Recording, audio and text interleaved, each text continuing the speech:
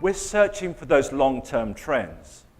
And there's one thing that I don't want you to do when you walk out of the room and face up to 2019. I don't want you to panic because I want to be able to tell you what's coming.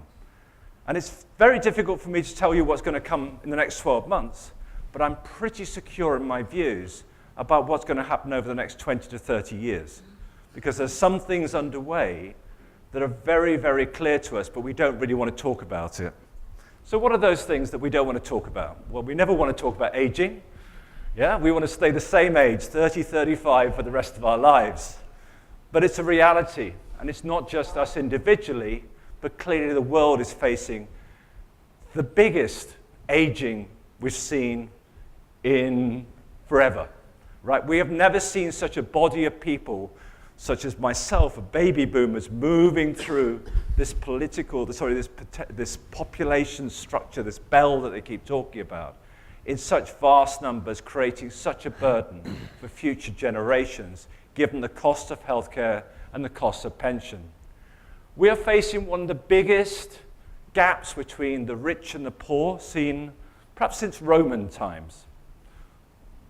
We're seeing populations on the move, but walls being put up. Immigration was a great movement of people over the last 100, if not more years.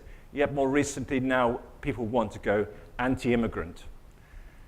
We've never had such a challenge of technology. Where will that take us? But as we saw last year with Facebook, some of the barriers to some of the growth of these companies is coming through, which means that some of our favorite stocks that seem to be the only thing that were growing, particularly in the technology sector, giving some tremendous performance, maybe those days are numbered. And finally, but perhaps most importantly, as I show later in the presentation, climate change. I know it's a challenge for the government here. There's more governments who should be taking a more realistic view of the challenge it's going to pose in the future.